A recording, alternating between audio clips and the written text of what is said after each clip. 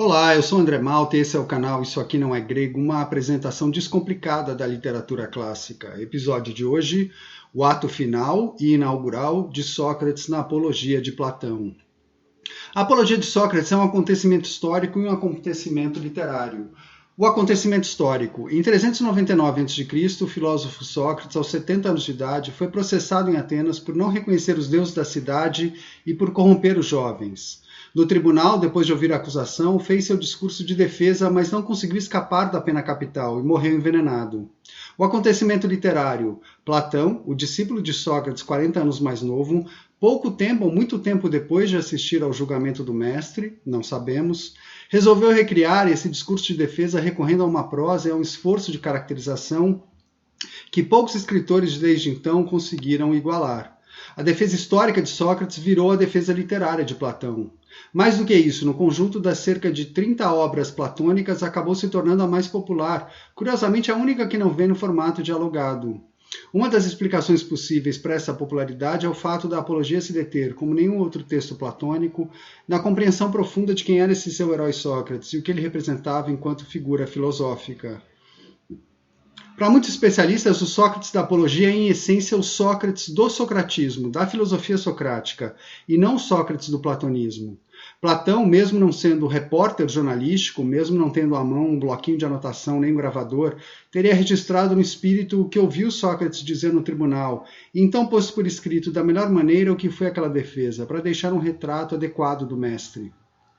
Ainda para os estudiosos que pensam assim, esse Sócrates do socratismo teria se transformado ao longo dos diálogos. Se numa fase inicial, a fase da redação da Apologia e de outros diálogos leves, Platão teria querido retratar a atuação e a filosofia do Sócrates real, aos poucos, entretanto, ele teria se distanciado da doutrina do mentor e criado a sua própria, motivo pelo qual seu personagem central foi virando um Sócrates cada vez mais platônico e denso, até poder se transformar, enfim, numa última fase da redação dos diálogos, num personagem passivo e secundário.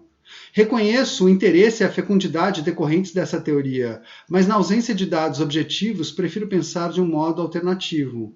Prefiro entender que a apologia tem uma função nuclear nos diálogos. É por causa do seu foco contínuo na caracterização de Sócrates em primeira pessoa que ela pode ser tomada como central no conjunto da obra de Platão, sem que nos preocupemos com questões especulativas de datação.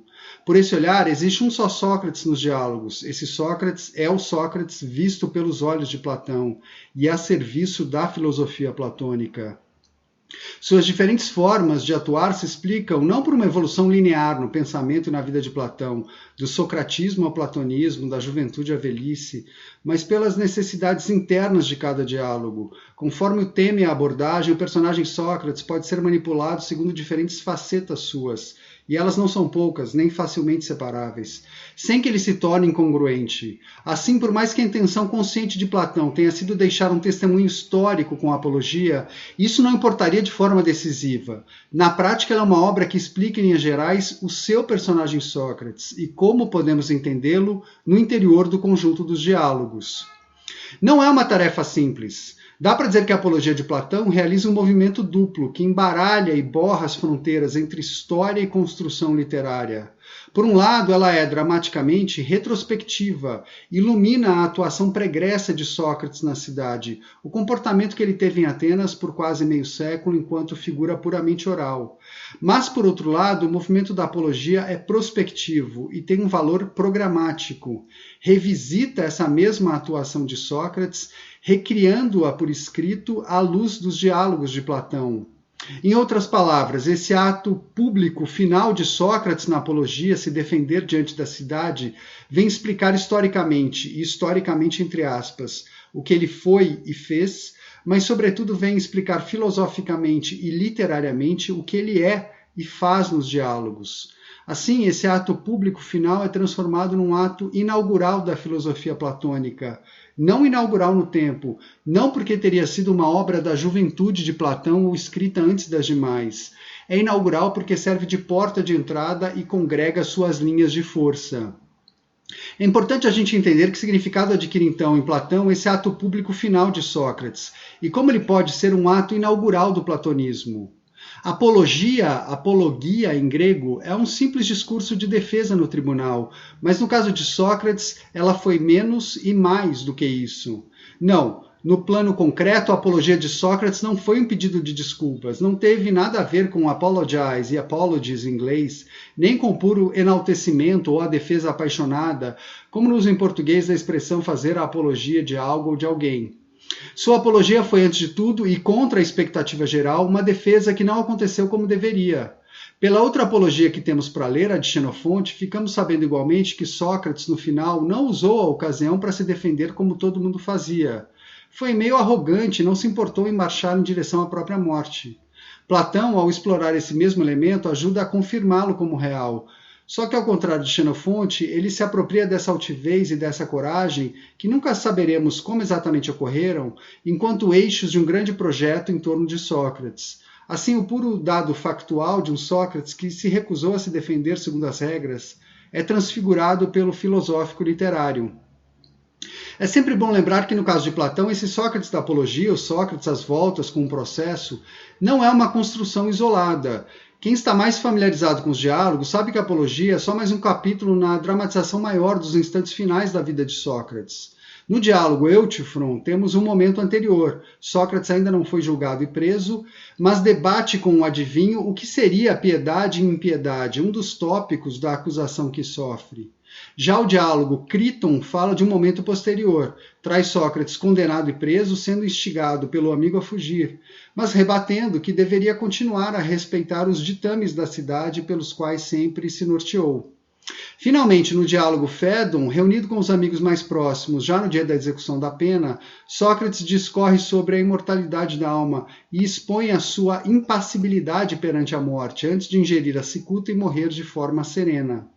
Quando a gente lê cada um desses diálogos e analisa as suas questões, a gente percebe não só aquela ligação dramática evidente com a apologia, mas também uma conversa ampla, dinâmica e sincrônica que Platão estabelece entre as suas obras a partir das ações desse personagem central.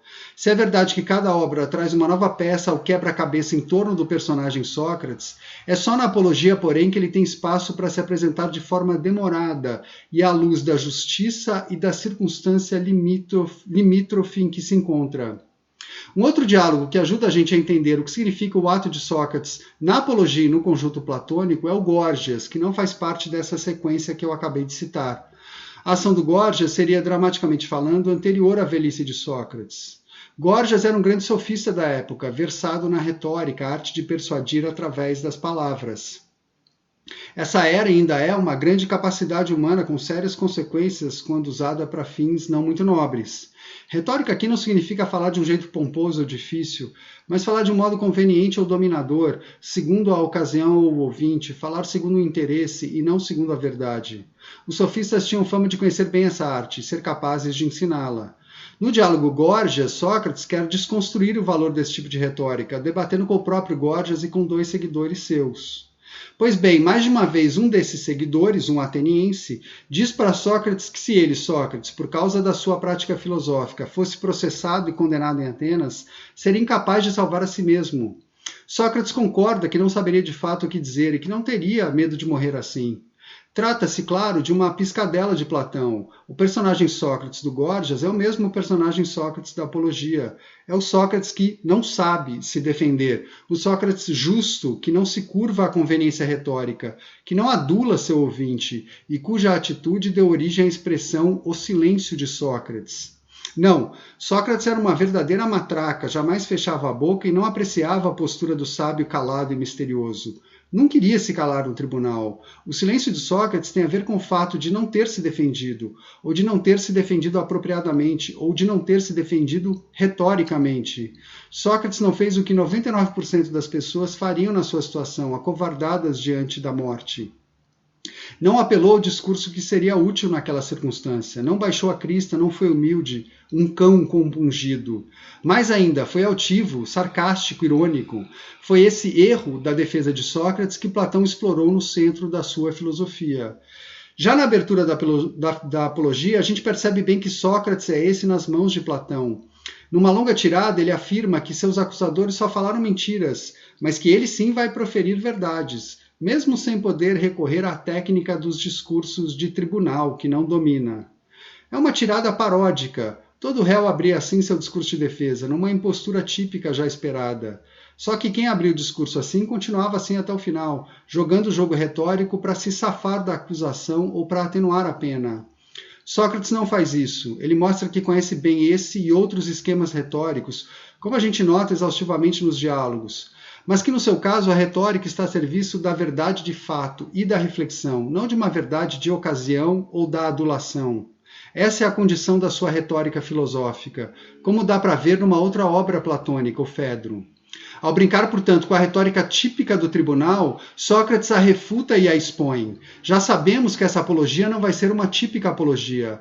Vai ser a apologia do mesmo homem acostumado a refutar e a expor imposturas e impostores de plantão. O resultado concreto será pouca atenção aos dados formais da acusação, restritos a um interlúdio dialogado com o acusador principal. O foco será a apresentação da sua atividade filosófica, da qual esse ato público final, a apologia, será mais um exemplo. Essa palavra fundamental na apologia, atividade, pragma em grego, mostra para a gente como a filosofia não é vista aqui como um lugar de reflexão apenas. Não é só um modo de pensar. É um modo de agir, é pragmática. O dado moral, que a gente costuma associar mais ao socratismo, não deixa de ocupar o centro da discussão filosófica em Platão, por meio da figura de Sócrates e do destaque dado ao tema da justiça. Da sua atividade como filósofo, um dos pontos de destaque na apologia de Platão é o que Sócrates fez com a informação dada pelo oráculo de Apolo de que ele, Sócrates, seria o mais sábio dos seres humanos. O relato que traz do exame junto a políticos, poetas e especialistas em cada profissão, na intenção de descobrir como lidavam com seus saberes, termina com a seguinte solução para a charada do oráculo. Essas figuras respeitadas acreditavam nos seus saberes, eram sofistas, num sentido lato, enquanto ele desconfiava do seu e dos outros. Essa era a sua grande sabedoria. Só que expor aquelas figuras vaidosas ao escrutínio geral não angariava simpatias. E ainda angariava jovens seguidores, que eram corrompidos pelo método. Não custa esclarecer que o episódio do oráculo na apologia vale menos como dado biográfico do que como um índice de posicionamento socrático básico nos diálogos. Exame e autoexame, seja refutando ou doutrinando. Existe ainda outro ponto importante na apologia que se junta à atuação de Sócrates enquanto pensador que inspeciona e provoca. A alusão oblíqua à imortalidade da alma. Ela tem a ver com o dualismo que perpassa todo o pensamento platônico e se desdobra em diferentes campos, interligando o sensível e o inteligível, o que a gente vê e o que a gente não vê. O platonismo é um grande movimento paradoxal, que confere realidade maior ao que não podemos tocar, que parte da forma concreta para chegar à ideia abstrata. Desprezar o corpo em favor da alma é sinal disso, ou a vida em favor da morte. Todos esses elementos, exame, autoexame e idealismo, vêm na apologia expostos junto com outros mais, por meio de variações de estilo e postura, com Sócrates transitando da seriedade à brincadeira, da profundidade ao escárnio, da defesa ao ataque. São variações que explicam internamente o favor e a animosidade do júri, o desejo de absolver e de condenar, a própria votação apertada, enfim, pela culpa de Sócrates. Considerar-se um presente de Apolo para a cidade era soberba. Propor como pena alternativa receber a maior honraria da cidade também. Só que soberbas de um homem íntegro disposto a ir até o fim, mas cuja ironia não ajudava, afinal ele era ou não um sofista. É nesse retrato complexo que Platão investe, para no final mostrar externamente aos seus leitores a grandeza de quem disse o que disse, não no vazio, mas como um ato público e político, na iminência de atar as pontas da vida terrena e partir desta para melhor. Eu fico por aqui, obrigado por ouvir e até a próxima.